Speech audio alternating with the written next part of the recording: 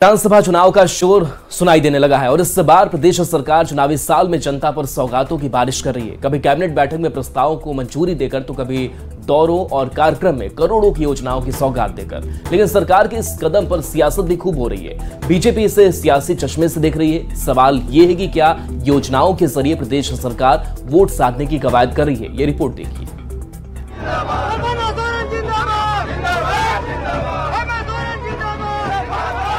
जब मौसम चुनावी हो तो सरकार की योजनाओं की रफ्तार उसके आंकड़ों से झलकने लगती है। झारखंड में भी चंपाई सोरेन सरकार इस वक्त योजनाओं के उड़न खटोले पर सवार नजर आ रही है। राज्य सरकार ने जनता को साधने के लिए डायरेक्ट बेनिफिट प्लान का फॉर्मूला तय कर लिया है, यानी लाभुक को सरकार की योजना का सीधा और सरल तरीके से लाभ। प्रदेश सरकार ने इसके लिए योजनाओं की बौछार कर दी है, जिसमें सबसे बड़ी योजना है राज्य में 200 यूनिट फ्री बिजली योजना। राज्य के 40 लाख उपभोक्ताओं को इसका सीधा लाभ मिलेगा। मुख्यमंत्री बहन बेटी स्वावलंबन प्रोत्साहन योजना, जिसमें राज्य की 21 साल से ज्यादा और 50 साल से कम उम्र की 40 लाख महिलाओं को हर महीने 1000 रुपए दिए जाएंगे। राज्य में 2 लाख तक किसान ऋण माफी योजना, राज्य के करीब 3 लाख किसानों को इसका सीधा फायदा मिलेगा।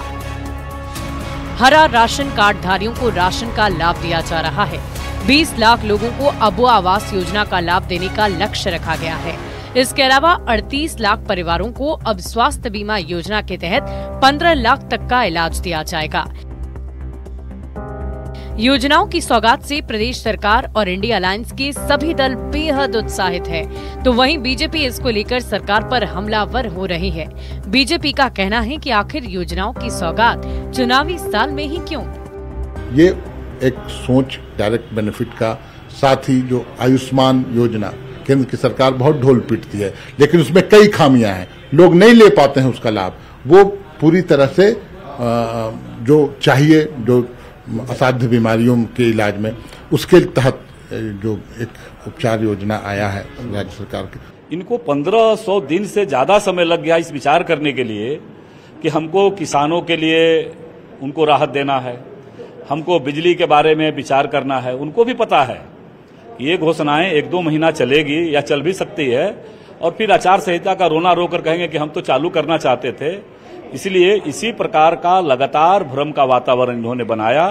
नौजवान इस सरकार से मुक्ति चाहते हैं। इससे ऊपर की महिलाओं के लिए तमाम योजनाएं की गई है, लेकिन सवाल है कि आपका डिस्ट्रीब्यूशन सिस्टम वो कितना बेहतर है। वो अगर पाइपलाइन सही नहीं है तो तमाम सारी चीजों में भी आप जो डिलीवर करना चाहते हैं वह भी समय से और सही तरीके से नहीं हो पाता है। राज्य सरकार के डायरेक्ट बेनिफिट प्लान को धरातल पर उतारने के लिए अधिकारियों को डेडलाइन दे दी गई है। हालांकि योजनाओं की सौगात से विधानसभा चुनाव का परिणाम कितना प्रभावित होता है, ये तो आने वाला वक्त ही बताएगा। रांची से न्यूज़ 18 संवाददाता अविनाश कुमार की रिपोर्ट।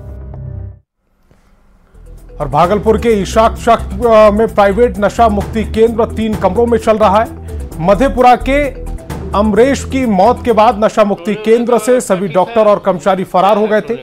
पुलिस मौके पर पहुंचकर जांच कर रही है। केंद्र के अंदर नशा मुक्ति के लिए भर्ती 28 मरीज कैद हैं और नशा मुक्ति केंद्र के संचालक फरार हैं, जबकि पुलिस मामले की जांच की बात कह रही है। जायजा लिया न्यूज़ 18 संवाददाता आशीष रंजन ने।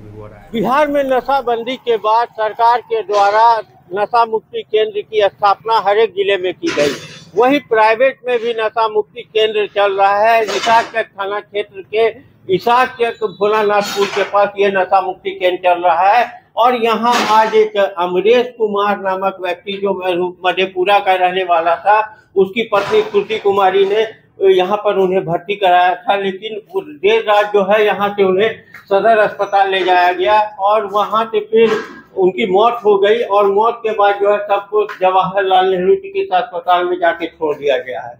यह नशा मुक्ति केंद्र है और अभी कोई कर्मी नहीं है यहाँ पर, और कुछ लड़के हैं यहाँ पर। कितने लड़के हैं हम बात करते हैं। ये लोग एक तरह से कहा जाए तो कैद में हैं। देख लीजिए ताला लगा हुआ है और अंदर जो है 28 लड़के जो है यहाँ पर कैद हैं। कब से आप लोग बंद हैं? सर मेरा वही 5 मई को आए थे। यहाँ पर रहने वहने का व्यवस्था? रहने का व्यवस्था बेड पे नीचे सुलाता है। कहाँ गया है आप लोग? सब पेशेंट के साथ में। कब गया है? कल रात में 8 बजे क्रमशः वो लोग गया है, उसके से कोई नहीं है जी। आप लोग तब से बंद है एकदम जी। तो आप देख सकते हैं कुल 28 लड़के यहाँ पर हैं और एक तरह से कहा जाए तो कैद में है। एक व्यक्ति की मौत हुई है और पुलिस जो है यहाँ पर मौजूद है। तो आए हैं देखें बड़ी मायागंज में अंदर में और लड़के भी बंद हैं। हाँ कितने लगभग होंगे सर?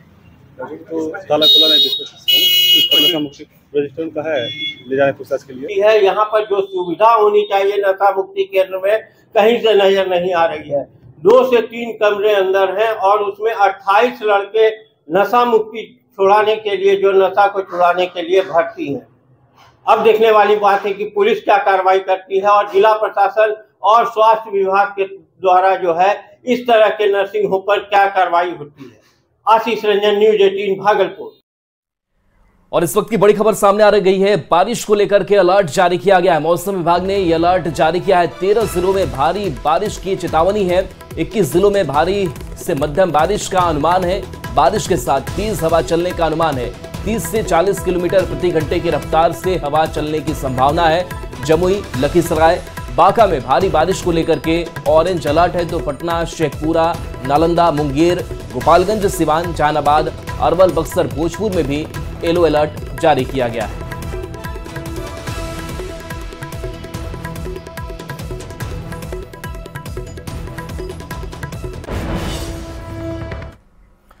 तो इस बुलेटिन में फिलहाल इतना ही। आप देखते रहिए न्यूज 18 बिहार झारखंड।